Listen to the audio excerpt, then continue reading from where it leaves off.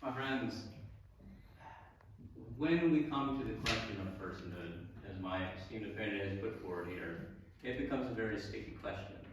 A question upon which there's a great deal of scientific technical precision, many arcane philosophical theories which do not agree with each other, and of course, for many people, religious doctrine. Now, my opponent makes the excellent point that since we cannot say for sure whether a person, what constitutes a human person, what are the precise criterion, should we not err on the side of caution? This is certainly a valid concern. However, in the end, any state government must rule on what counts as a person, what counts as a citizen. These kinds of legal definitions must exist in order for the laws of our country to work. My esteemed opponent has pointed out that there is, in a child in the womb, that there is a kind of potentiality there. It will have someday the ability to act like an adult human person, to think, to talk these things. And yet, does the potential to become a human person necessitate that one indeed is already a human person? Consider, for example, salt crystals. I don't know if any of you ever had a chance to grow salt crystals. They're a lot of fun, very beautiful. We might say, once you have a salt crystal, it's a beautiful thing. However, if I were to take a glass of water, put a bunch of salt in it, before it is crystallized, if I were to say, how beautiful this is, you would of course rightly laugh at me, because it's just a glass of water with salt in it. The potential is there for those salt crystals to grow. The potential for the beauty is there, and yet, is there beauty there now? There is not. Even should one argue that the potential for a human person is there in a human embryo or zygote, that does not necessitate that there is indeed a human person present there, then, at that moment, when abortion is done. My opponent spoke of the violence of some abortion procedures, and indeed there are certain regrettable procedures that involve what we might consider violence, and yet the vast majority of abortion procedures are done chemically, have nothing that we would normally consider violence at all. So I challenge, this idea that we are in any way killing a human person. But the final point is this. As my esteemed opponent has said very eloquently, the belief that the human embryo, the human zygote, to go back even to that very moment of conception, is a human person, is based on the idea that the human person is made in the image and the likeness of God, which is a religious belief, and involves certain metaphysical theories that not everyone agrees with.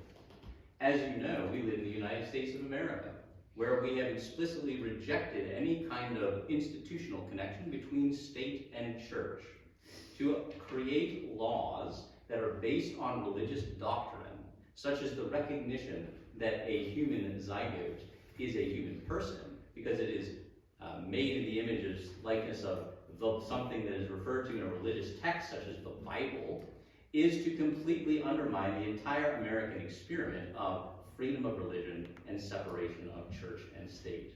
Therefore, it would be completely invalid to make laws that use the coercive power of the state, once again, to take away a woman's right to choose based upon a religious belief that not everyone in this country agrees with, and that the country itself has refused to recognize as part of its institutional policy-making arm. I think that's really all I have to say there. You stand ready for cross-examination? I stand ready for cross-examination. So, some points I'd like to make. So, first of all, would you agree that even if people don't believe with something in this country, they can be wrong about it? For example, some people might not agree with our laws, but they can be wrong about that. Certainly. Certainly, okay. Would you not also believe that it is very easily proven through logic that human beings, not through any religious means, not through the Bible, but if it was philosopher, such as Aristotle, sat down and just thought. You can logic out the fact that there is an existence of God, and that there is a human soul. So would you not say that because we can logically sit down and discern these things, that this is more than just based on religion? I would not grant that. I think there are certainly different alternatives to philosophical systems, such as Aristotle's, to explain the existence of the human brain that doesn't necessitate any recognition of the human soul.